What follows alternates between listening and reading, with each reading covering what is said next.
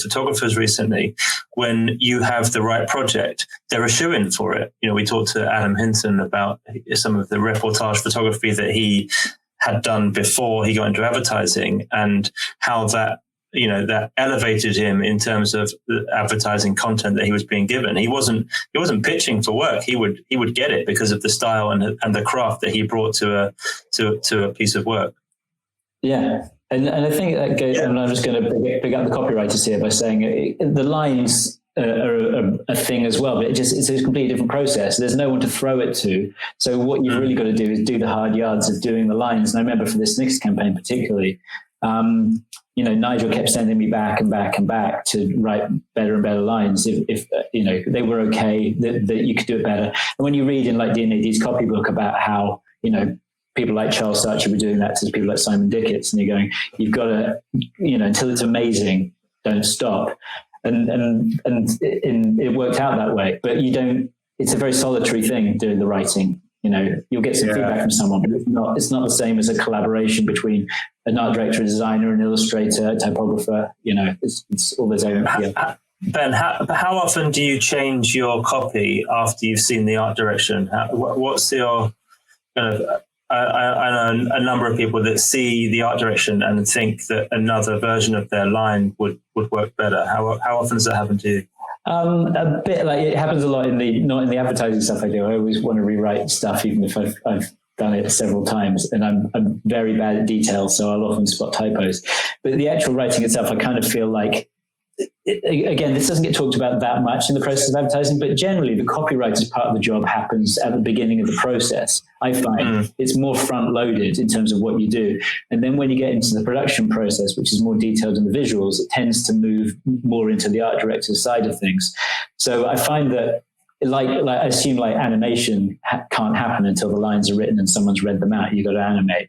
I think kind of you feel like as long as the lines are good, your job there is kind of over. And it's very rare. You kind of get it the other way around sometimes, where art directors go, hang on, I need 2 more words here, or that word's a bit short or long or whatever in terms of like the typographical setting of it. But it didn't happen to me very often, to tell you the truth.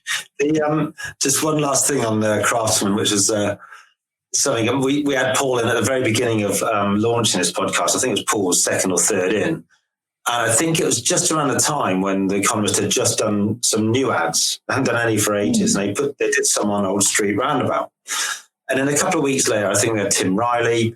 And I think we had Dave Dye quite quickly in. And we found out, I'm probably going to get this wrong, but it's either Dave Dye or Belford. I got a feeling it might have been Belford. Re-art directed all of those ads that just ran and sent them back to the Economist client. The fact that they hadn't worked there for about 20 years was irrelevant. And I sort of looked at them and I thought, it's just amazing. Well, the funny thing about that is that I put them out on Twitter going, oh, look, the Economist campaign's back. Isn't that really cool? And I said, but hang on, why have they art directed it differently? And Paul follows me on Twitter. We follow each other. And he saw that and re-art directed them the way they were supposed to be. That's and we all went, they look much better now.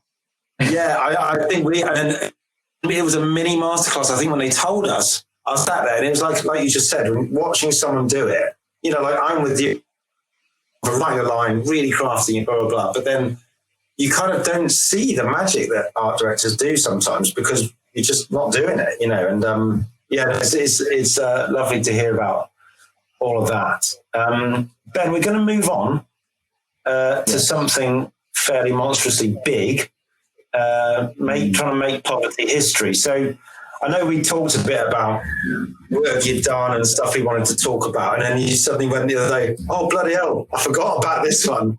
Tell us a bit about this. I remember this movement where we had creatives up and down the country and, all sorts, like directors, agencies, all trying to do their bit. Just tell us a bit about how you got to this brilliant. Well, it's funny because Peter had a good relationship with Richard Curtis. They had the same agent. And so very occasionally there'd be a thing one of the things that came from it was Richard wrote Vicar of Dibley, and Peter just came into our office one day and said, they need someone to design the front cover of the Christmas Radio Times. Do you guys want to do that? And I was like, do I want to do that? Oh my God, yes, please. And we did this. We designed the cover of Christmas Radio Times in like 2004 because they just wanted some ideas for it. So this is one of the things. So Peter comes in and goes, Make Pop History is happening, Live 8. I'm sure you know something about it. They just need ads. And there wasn't even really a brief. It was like, let's get on with it. And I wrote some long copy press ads that I don't think, because they were just they will go in there.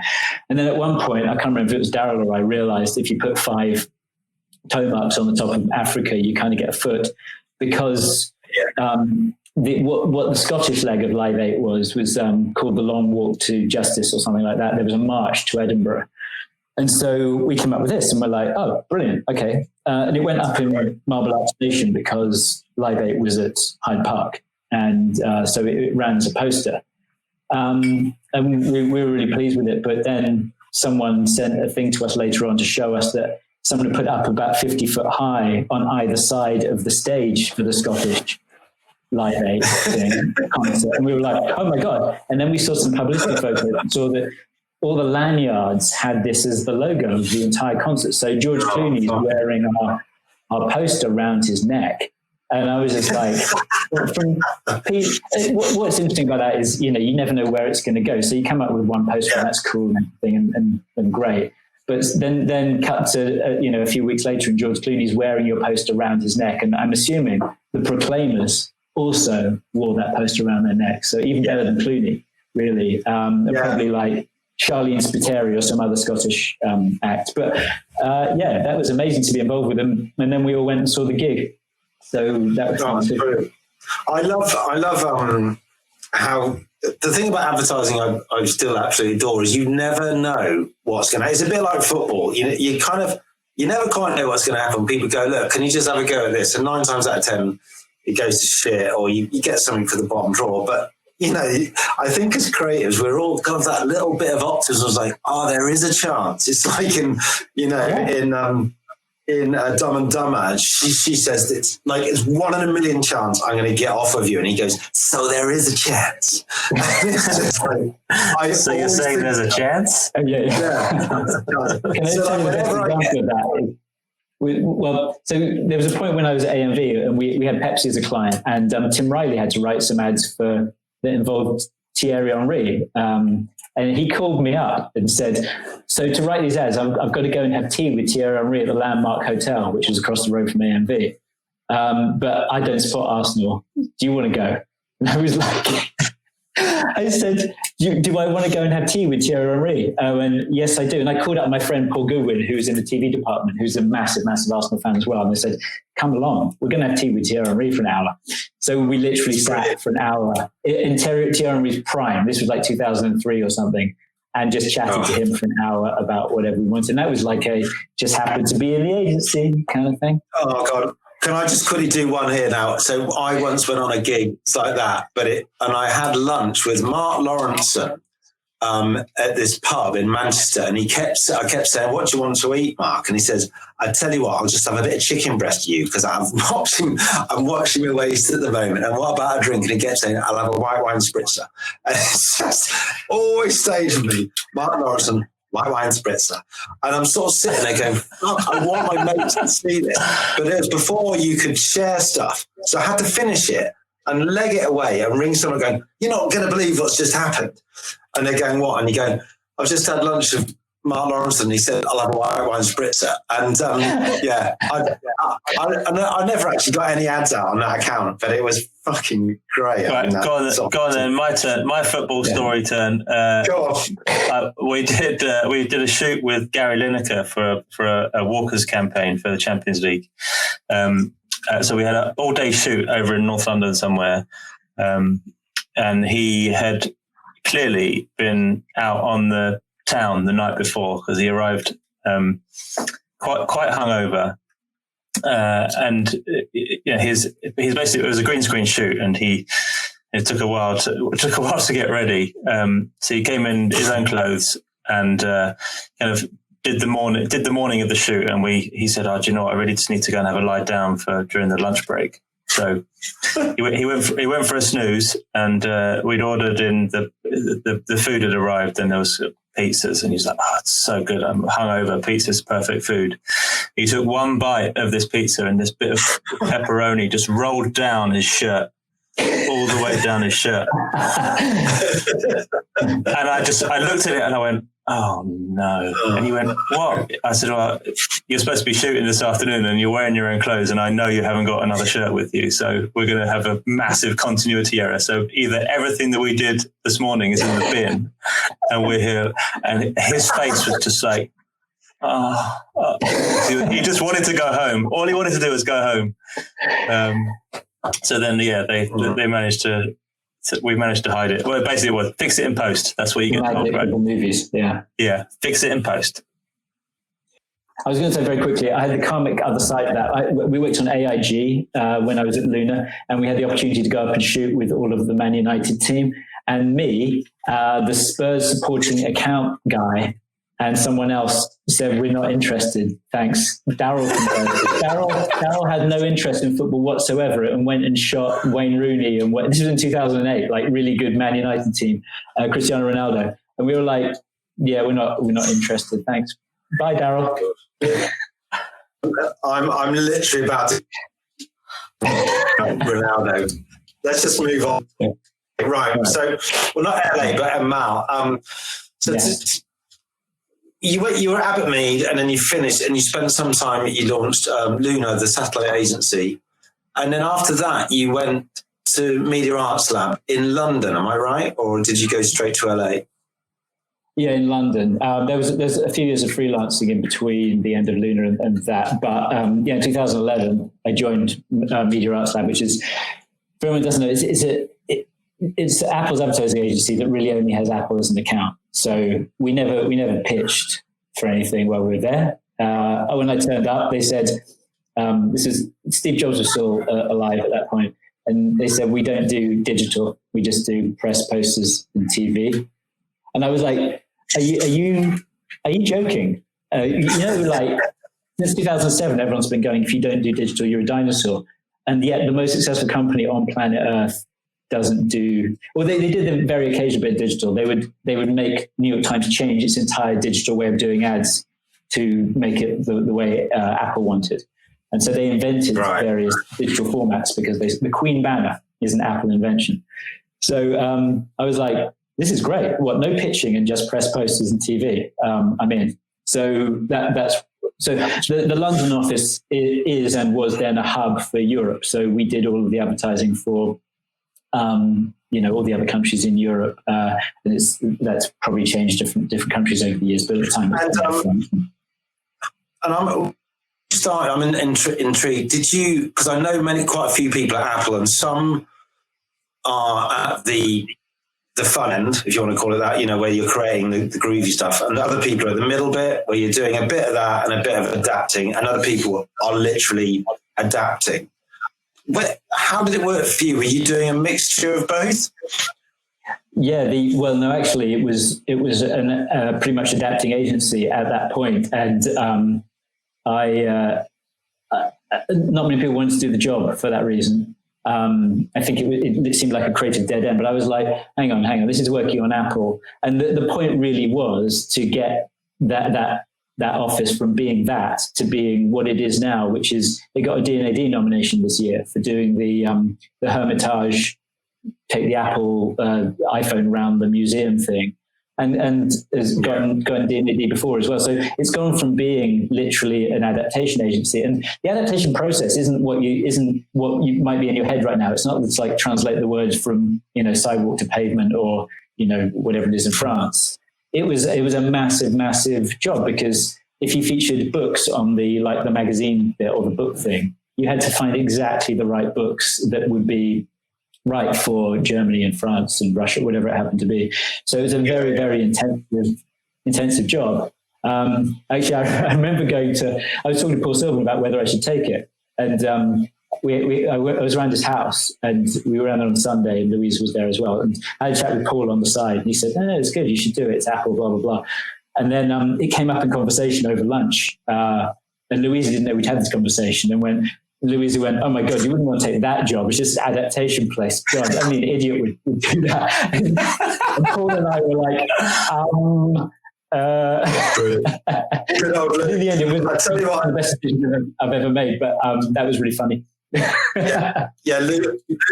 Lou says how it is. She doesn't fuck around, which is what I've always loved about her. But and then she probably just, she's so Swedish. Go, okay, that's fine, you know.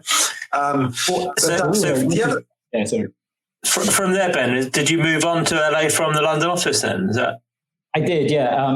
So in the LA office is sort of like the headquarters, sort of finishing school. And the way I always described it was like, particularly when Steve was there, it was like a tidal wave would leave Cupertino and it would hit LA really hard. And then by the time it got to London, it was a lot calmer because, you know, there'd been a lot of analysis about what should be done and conversations in LA, but also time zones and things like that. You're working, obviously, you know, LA woke up at 4:00 or whatever it happened to be. So it was an interesting dynamic in terms of working with the LA office. So ultimately, you would go to the LA office occasionally for shoots and things like that.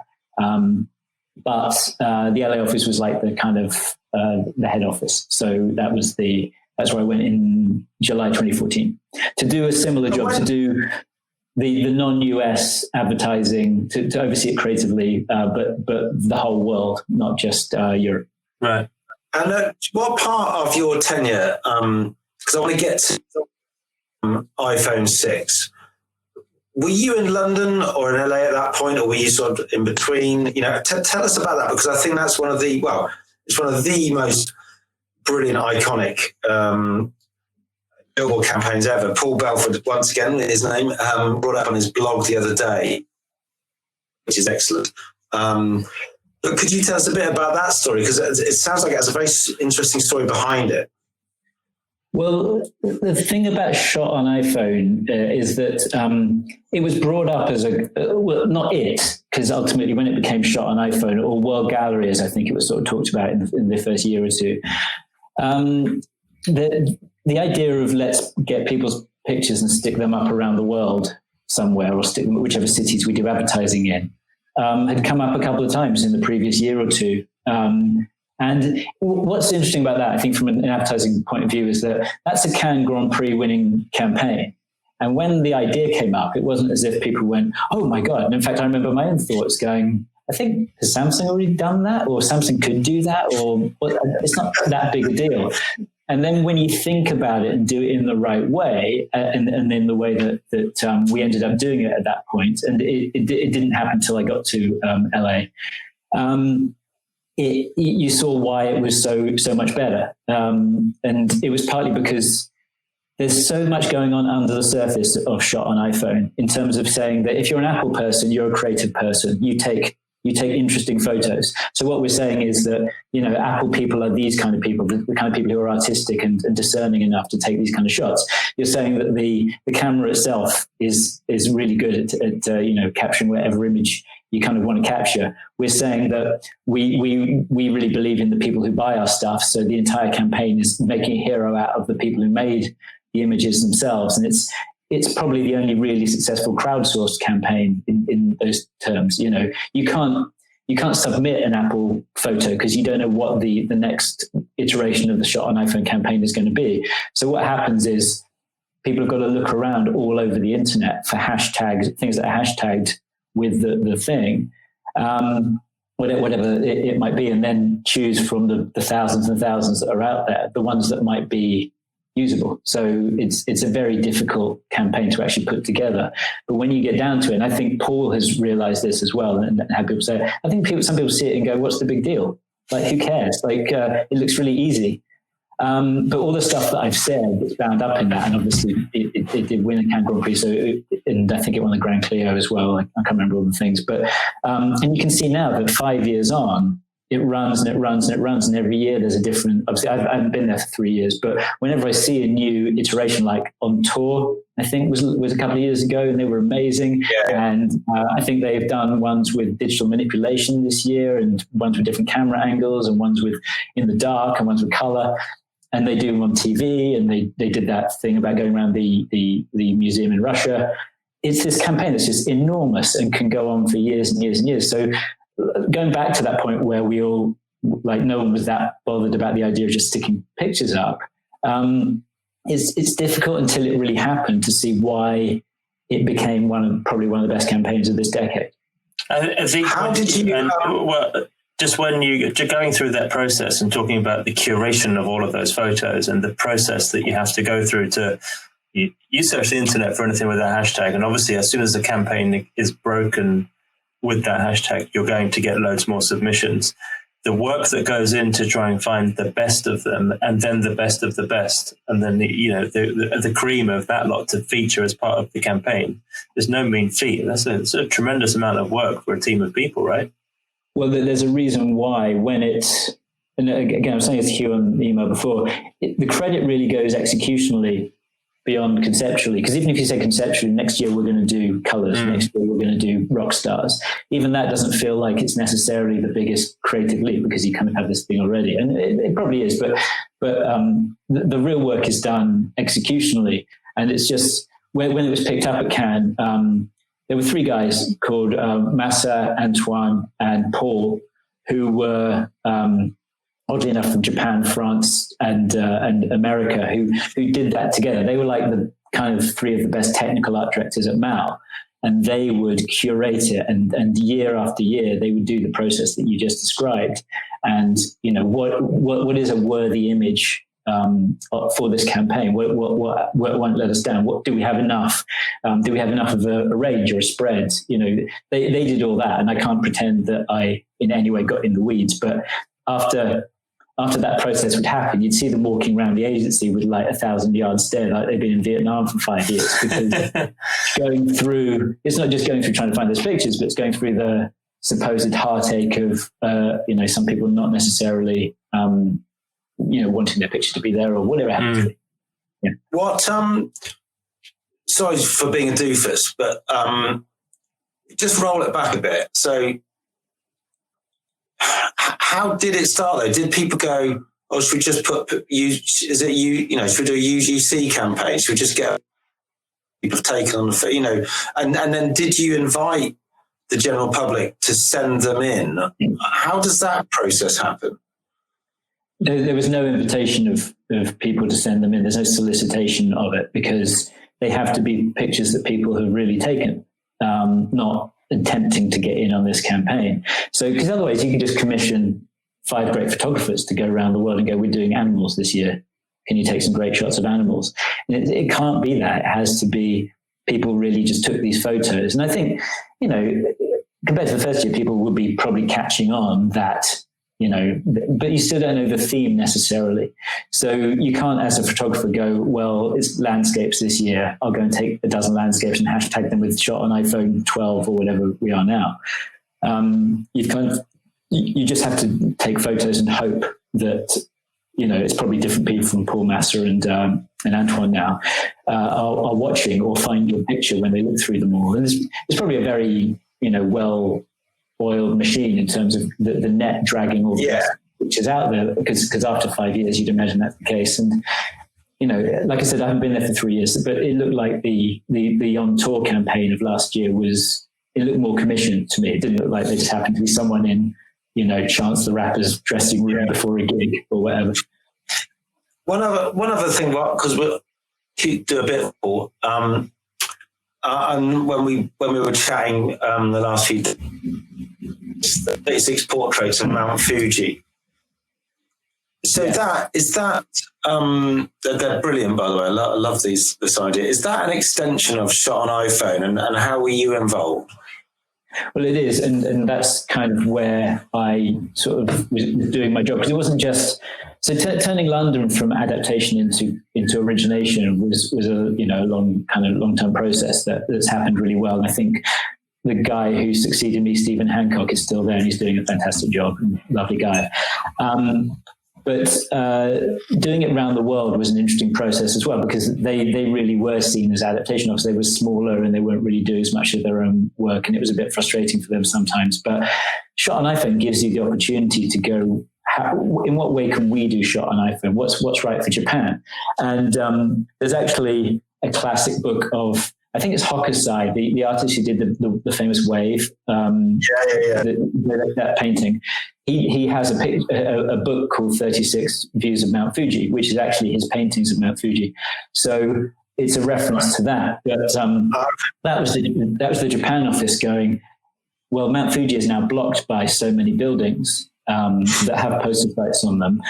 Wouldn't it be great if we gave people 36 views of Mount Fuji back through the Shot on iPhone campaign? So they sourced these images of Mount Fuji that were kind of replacing the view that had been taken away by the buildings.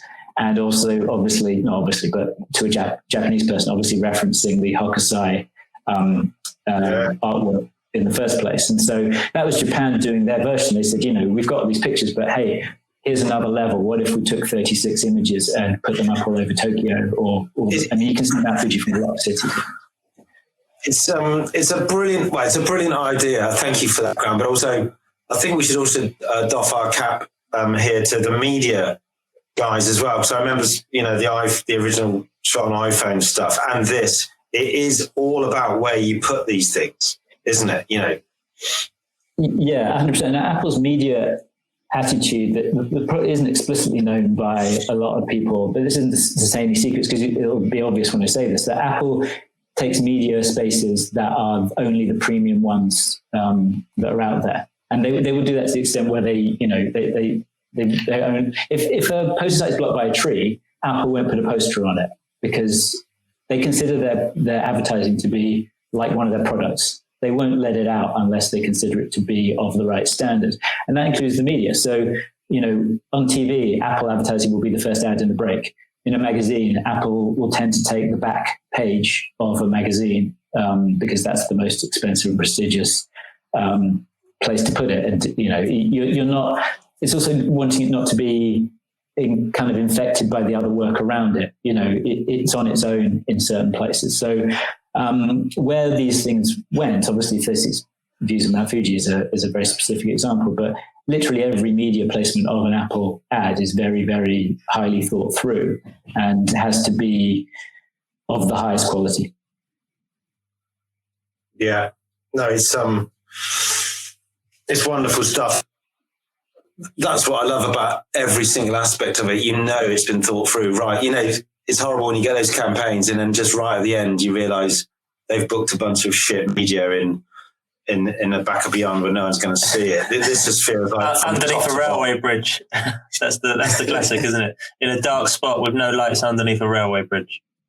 Yeah, and I've been on site tours in India and other parts of Southeast Asia to kind of just see, are they going up in the right way? Because, they have a different system and different standards in different countries and different poster sites. So you have to go there and see that Apple standards are being upheld or at least being consistent in countries where, either it's not such a big deal or they may not have the inventory or whatever. And you've got to go there and look and, a typhoon can rip a poster to shreds. So you're like, okay, how are we dealing with that?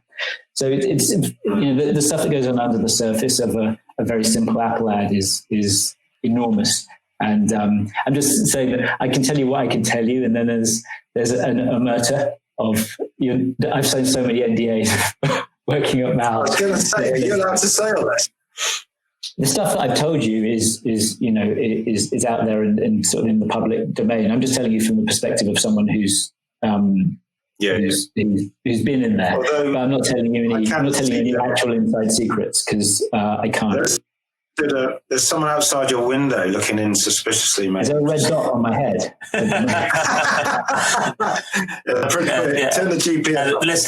Listeners can't see it, but Ben's holding an iPhone 15 in his hand as well. So that's. I am. It's great. It makes it sweet. In fact, it serves me a decanter of port when I need it. So kind of wrapping everything up, you've got a tremendous amount of agency experience, and you've picked things up along the way. Since leaving Mail, you've set up 2 agencies. Is that right? Yeah, I mean, technically they're not agencies, and they've sort of crossed over with each other. So my wife and I set up Invincible Unicorn, and Hugh, a lot of people end up saying Invisible Unicorn, still thinking it was good. And I was thinking, no, that's the worst thing ever. Don't be invisible. I'm really sorry. Once you add unicorn to it doesn't really matter. Everything's fucking weird at that point. So we had Invincible Unicorn, and anyone who's tried to name an agency will discover all the good names were taken 10 years ago. So you end up in a place like Invincible Unicorn. And that was us looking at making an ethical advertising agency. So ethical in terms of the work we produced, the way we operate as a company, and the clients we would work with. And it got to a stage about a year and a half ago where we realized that the real ethical dilemma and none of it really matters that much until we tackle the climate crisis. So Gabby and I went for dinner and had this realization that if advertising people got us somewhat into the climate crisis, or to a certain extent by getting us to buy things we didn't need, which we've been really good at over the years, surely our creative skills can get us to go back in the other direction. The only problem is, I think, that there isn't the clarity of communication brief out there to get people to really look at it. You go, become a vegan, and then you go, yeah, but what if the food miles of my mango cancel out the good thing I did by being vegan? What do you mean? I recycle, but what if I recycle this? Does it make things actually worse rather better? Is that compostable? And there's a huge amount of confusion out there, and I think it means that people just detach from the issue and go, I'm just not going to bother, or I'm sure I'm doing more harm than good. So yes, we set out to create briefs that people could, we believe it's a communication problem. We know the answers are out there.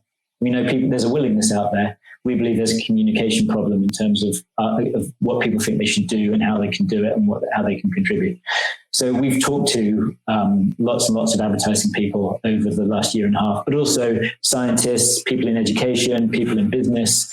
And we kind of just lay the brief at people's doorstep, and some people take it on and some people don't, but we're there to simplify it. And there's two main initiatives we're doing. At the moment, Gabby's doing a thing called Green the Bid, where we're getting advertising to do green production, zero carbon, sustainable production in American commercial production, which will be the start of something even bigger. And then the second one, we put this to my old art director, Cam Blackley, who's now Chief Creative Officer of M&C Saatchi in Sydney. And they came up with this amazing realization that human beings technically are an endangered species. They fit the criteria for being an endangered species at the moment in terms of habitat under threat and, all the other, there's like 5 things to officially be an endangered species. So we've gone from there to literally up to the lobbying system of the American political thing, like trying to get the law changed so that human beings are included in the Endangered Species Act so that can happen. So as you can imagine, it's quite a slow process, but anyone who wants to tackle those briefs, please feel free to get in touch with me. I'm sure you will. Feel free to put my email on whatever the blog post is. And you can then look at the briefs, and most people don't do anything. But enough people do that it's a really interesting process to kind of get through. Do you think it's brilliant, by the way, Ben? I love what you're doing. Did your time on Making Poverty History, do you think that was helpful to sort of bring that sort of desire, creativity, and caring, and this sort of thing you're doing now? The really weird thing about it is one of the people we spoke to, and we spoke to like Walter Campbell and Paul Silburn before he sadly passed, and one of the people was Peter Suter, and we had a long old chat with him. And towards the end, Peter goes, Ben, do you remember in 2004 that you asked me to do this like environmental something or other, that we should all be operating the company in this way rather than that way? And I went, no. And he said, you did. You came up to me like 15 years ago and said, we've got to do this environmental. So you can tell my memory is awful. Like I couldn't remember having it like that, doing that Making Poverty History poster. So Peter apparently is witness to the fact that I gave a shit about the environment 15 years ago. So there we go. Apparently. It's good. It's good. It's good to hear, it's good to hear you anyway. It's been a brilliant chat, Ben. We're going to wrap it up. Just a couple of things we always ask people. Do you have a favourite billboard of all time? Is there one that you love? Well, since I knew this question was coming up, I looked back through some of the best of D&AD. I couldn't really choose one, but if you made me choose one of these, I would choose it. But I thought the $1 trillion billboard for Zimbabwe was just absolutely amazing. incredible. Yeah. But I think as an iconic ones, I love the 2 Tube posters, Take Gallery by Tube, and the one that the gentleman Andy McLeod did with the Eros, that's Make London Simple. Yeah. I just think they're both art, really. I mean, if they weren't ads in some way or posters, they would be on the wall of an art gallery. And I think that's a really amazing achievement to have done. So hats off to everyone involved for any of that. Yeah. A tiny little factoid. Take by Tube. My first agency I worked at was a place called the Fine White Line. It was a little design company, and they did that poster, or the guy who did it worked there. And I think that might have been my very first brilliant billboard. I just thought, wow, and it's a lovely thing, isn't it? It's just a 6 sheet, isn't it? It's not a great big shouty thing. I was saying to Dan, actually, we might do a TFL special on the Instagram, because there's so much great work that was done for TFL and still being done. Okay, and then another question: any billboards that you've written that have never, which you secretly still want to eke them out of the bottom drawer, or you feel quite sated? It was all kind of. Yeah, I don't think there's anything in my bottom drawer. But I just told you I've got a dreadful memory. So in about an hour or a couple of days, I'm going to remember, and then I'll send you an email going, "Oh, there was this one. God, I've really wanted to do it." Blah blah blah. And you'll set up a new agency to bring it to life, I hope. Yeah, it's going to be called Bottom Drawer, and it'll just be full of bottom drawer ideas. The bottom drawer ideas. There you go. Yeah. Just quickly, because I know you the other question you've got to go anyway. But the 2 pieces of advice thing that you're going to ask about it, because I'll nowhere get anywhere near your previous guests about it, and they've all mentioned simplicity and whatever. But the thing that Paul also mentioned in his blog is making beautiful posters, because billboards are the only advert you can't really avoid. You have to see them. So my only advice to anyone would be to make them beautiful, and the posters that I mentioned there, those 2 TFL ones, do augment the space, and so do shot on iPhone. They make the world a more beautiful environment. And so I'd say if you can do that, do that. Yeah, and in a way, you make them worthy of someone taking a photo of them. Yeah. I think that's where really we are. Yeah. You should see some, if you haven't seen it already, there's some of the Havaianas stuff that's happening out of Brazil. It's some really incredible illustrative billboard work, and they're using really old kind of illustration techniques. They're wall murals, floor murals, the whole lot. And some of they're putting posters in shops and in retail environments and in toilets with the little rip-off bit. It's so nice. It's really, really nice stuff. And that making it beautiful, is actually at the core of their idea. And it really does feel like it's on brand for them. They're a Brazilian brand advertising in Brazil, and that stuff is at the top of the tree for sure. Yeah. It's a nice positive win. Ben, I just want to say thanks for coming on, and actually thanks for those years ago starting doing blogs and podcasts. I find inspirational, and I don't doing this today if we hadn't listened to your staff and thought, we could do that. So I just want to say fair play to you for all that. It's amazing. Well, Matthew, thanks for doing yours, because like when I'm jogging around here in America, it's lovely. He's talking about advertising, because it's weirdly incongruous, but at the same time, it's really like a nice sort of armchair kind of, even while I'm jogging. So thank you so much for doing that. And sorry about the phone calls. I'll try and make them a little bit. I haven't been out lately, so you probably haven't had many. So I don't do much at 5 PM. Feel free. Okay, mate. Much love. Thank you so much. Yeah. Cheers to you. Cheers, Sam. It's a beautiful thing. Yeah, that's what we've got to do. We're always got to make a beautiful thing. That's what we do. That's a great thing to say, isn't it? I've never said that yet. I mean, I think people obviously would advocate that, but great. I've just a boy for a minute. I've just finished a big pitch for a big client, and part of the offering was when you say big pitch, was it kind of like 1,000 pages? it was just big in my mind because I'm very tired. Right. Yeah. So I'm having a very long lie down now, as you found out this morning when you rang me. But we did loads of outdoor and it was brilliant. Obviously, we talk about it a lot here, but then going back in there and picking the pen up or picking up the creative director hat and it was wonderful. I'd love to show it at some point if we win it. If we don't, we'll just bury it and say it was shit. But that's a good thing, isn't it? Keep the beauty coming. Yeah, and it's something that it's kind of been a theme of other podcasts, kind of make sure the craft is there. You know, when we talk to Belford and we talk to Alex Taylor, you know, making sure you give the time to your concept and making sure you give it the time to be as beautiful as it can be is definitely what we should do, and that's craft and beauty. So I think that's good tips. And it's great just hearing about life, you know, working on The Economist as a junior, all that sort of time he had at Abbott Mead, and then he went to America and then the whole media arts lab. It's just fascinating. I really enjoyed our chat. I mean, he's a good egg, Ben. He's really great, but he's got a really good spin on, you know, all things advertising, not just billboards. So it was lovely. Yeah, I think he thought that I didn't like The Economist or something. It's not that. It's just that you know, I think we need to broaden our conversational topics on outdoor. Otherwise, should we have called it the Behind the Economist billboard? And that's all we'll do, right? We did one special. Maybe we should do another special and get some more people in. Part two. All right. Well, because I can't see you, I'm going to say my last bit, and then you say last bit. So that was great. Looking forward to next week. Me too. Well, actually, no. I'm not looking forward to next week because I think we're going to have a 1 week break where you're going to post some other things on our Instagram and people are going to love it. I think what we're going to do is, without presumptuously presuming I'm going to get this right, it's probably going to be the best of the year. So it's going to be the best of the year. Yeah. Look out for that, kids. And actually, it's turned out to be quite a good year in the end. So look out for that.